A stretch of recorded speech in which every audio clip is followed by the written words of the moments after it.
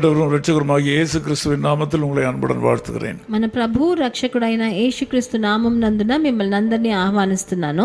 நம்முடைய வேதாகம கல்லூரிகளில் இருந்து உங்களுக்கு நல் வாழ்த்துக்களை அங்கே படிக்கிறவர்களும் அங்கு பணி செய்கிறவர்களும் தெரிவிக்கிறார்கள். మన వేద కళాశాలల్లో చదివే వాళ్ళు అక్కడ అధ్యాపకులుగా ఉన్న వాళ్ళందరూ మీకు వాళ్ళ అభినందనలను తెలియజేస్తున్నారు. உங்கள் ஜெபங்களை அவர்கள் எதிர்பார்க்கிறார்கள். మీ ప్రార్థన కోసం వాళ్ళు వేచి ఉన్నారు. வெளிப்படுத்தல் 2ஆம் அதிகாரம் 7ஆம் வசனத்தை நாம் படிக்கும்போது ప్రకటనల గ్రంథం 2వ అధికారం 7వ వచనం చదివేటప్పుడు அங்கே ஜெயம் கொள்ளுகிறவன் என்கிற ஒரு வார்த்தையை நாம் பார்க்கிறோம். అక్కడ జయించు వానికి అని ఒక వచనాన్ని చూస్తున్నాం. ஜெயம் கொள்ளுகிறவன் எவனோ அவனுக்கு தேவனுடைய பரதீசின் மத்தியில் உள்ள ஜீவ விருட்சத்தின் கனியை புசிக்க கொடுப்பேன்.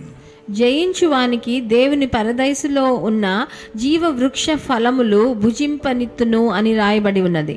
இதை எபேசு சபைக்கு தேவன் எழுதுகிறார்.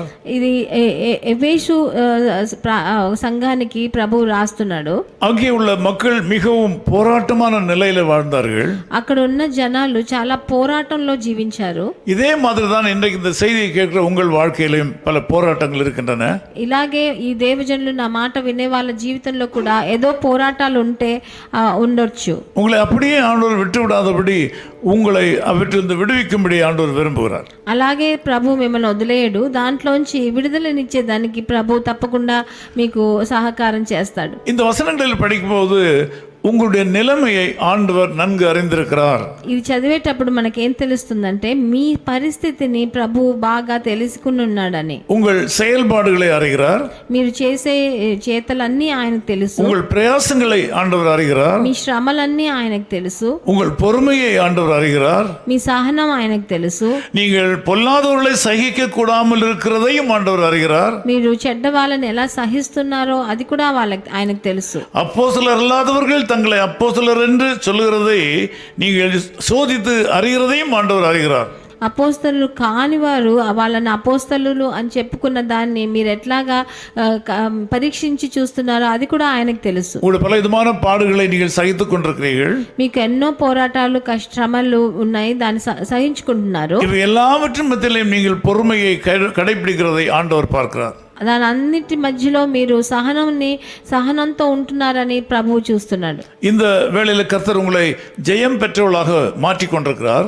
ఇప్పుడు ప్రభు మిమ్మల్ని జయించే వారిగా మారుస్తున్నాడు. உங்களுக்கு தேவன் தம்முடைய கிருபைகளை கொடுத்து உங்களுடைய ஜெயத்தின் பாதையில் நடத்துகிறார். ప్రభు ఆయన కృపని మీ మీద కుమ్మరించి విజయ త్రోవ మీద మిమ్మల్ని నడిపిస్తున్నాడు. இந்த உலகத்துல வெற்றி வாழ்க்கை நடத்துகிற மக்களுக்கு ஆண்டவர் ஜீவ விருட்சத்தின் கனியை கொடுப்பேன் என்று சொல்கிறார். ఈ లోకంలో జయించే జీవితాన్ని జీవించే వాళ్లకు జీవ వృక్ష ఫలాన్ని ఇస్తానని ఇక్కడ చెప్తున్నాడు. உங்களுக்கு இருக்கிற போராட்டங்கள் மறைந்து போகும். మీకున్న పోరాటాలన్నీ మాయమైపోతాయి. கஷ்ட காலங்கள் கடந்து போகும். మీకున్న కష్ట కాలాలన్నీ మారిపోతాయి. நீங்கள் ஆண்டவர் இயேசு கிறிஸ்துவுடைய பார்வையில் இருக்கிறீர்கள்.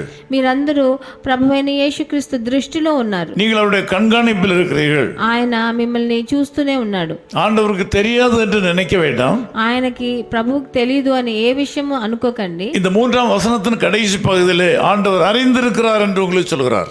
ఈ 3వ వచనంలో ఆఖరి భాగంలో ఆయన మీ గురించి అన్ని తెలిసి ఉన్నాడు అని. நீங்கள் உங்கள் விசுவாசத்தை உறுதியாய் பற்றிக் கொள்ளுங்கள். మీ విశ్వాసాన్ని దృఢంగా గట్టిగా పట్టుకోండి. இந்த நாள் உங்களுடைய ஜெயத்தின் நாள். ఈ రోజు మీకు విజయవంతమైన దినంగా మారుతుంది. உறுதியாய் நிற்க கற்றுக்கொள்ளுங்கள். మీరు దృఢంగా గట్టిగా పట్టుకొని ఉండడానికి మీరు నేర్చుకోండి. சூழ்நிலைகளை பார்த்து விசுவாசமற்ற வார்த்தைகளை பேச வேண்டாம். పరిస్థితులను చూసి విశ్వాసం లేని మాటలను మాట్లాడకండి. விசுவாச வார்த்தைகளை பேசுங்கள். విశ్వాసం నిండిన మాటలే మీరు మాట్లాడండి. இந்த நாள் உங்கள் வெற்றியின் நாள். ఈ రోజు మీకు విజయాన్ని ప్రసాదించేది. நீங்கள் ஜெயம் கொண்டவர்கள். మీరు విజయం చెందినవారు. நீங்கள் ஆசீர்வதிக்கப்பட்டவர்கள். మీరందరూ ఆశీర్వదింపబడిన. இன்றைக்கு கையிட்டு செய்யற காரியங்கள் உங்களுக்கு ஜெயமாய் மாறும். మీ చేతి పనులు ఒక్కొక్కటి మీకు ఆశీర్వాదంగా మారతాయి. இதை ஆண்டவர் உங்களுக்கு சொல்கிறார். ప్రభు ఇది మీకు இயேசு கிறிஸ்து உங்களோடு கூட இருக்கிறார். ప్రభు అయిన యేసుక్రీస్తు మీతో ఉన్నాడు. அவர் உங்களை காக்க வல்லவர். ఆయన మిమ్మల్ని రక్షించే దానికి సమర్థుడు. நாம் ஜெபிக்கலாம். మనం ప్రార్థన చేద్దాం. நேசபிதாவே உமக்கு நன்றி செலுத்துகிறோம். ప్రియ తండ్రి మీకు వందనాలు నాయనా. இந்த ஜெபத்தில் கலந்து கொண்டிருக்கிற அநேக தோல்வி மனப்பான்மையோடு இருந்தார்கள். నాతో కలిసి ఏకీభవించే వాళ్ళు చాలా మంది అపజయం పొంది ఆ మనస్థితిలో ఉన్నారు. இந்த காலவேளையில் இந்த பிள்ளைகளை தூக்கி நிறுத்தினதற்கு ஸ்தோத்திரம். ఈ ఉదయకాలమున వాళ్ళనందరినీ మీరు లేచి నిలబడ చేసినందుకు మీకు వందనాలు. இவர்கள் உறுதியாக நிற்கத்தக்கதாக கிருபை தருவீராக. వాళ్ళు దృఢంగా నిలబడేదానికి మీరు సహకారం చేయండి. பாதுகாப்பான வாழ்க்கையை கொடுப்பீராக. వాళ్ళకు ఒక రక్షింపబడిన జీవితాన్ని ఇవ్వండి. நன்மை உண்டாகட்டும். వాళ్ళకు మంచి జరగని నాయన. ஜீவ விருட்சத்தின் கனியை கொடுப்பீராக. జీవ వృక్ష ఫలాలను వాళ్ళకి ఇవ్వండి. உலகத்தின் மேன்மையான ஆசீர்வாதங்களை கொடுப்பீராக. లోక ప్రకారమైన హెచ్చైన ఆశీర్వాదాలను వాళ్ళకి ఇవ్వండి. நித்திய ராஜ்யத்துக்குரிய ஆசீர்வாதங்களை கொடுப்பீராக.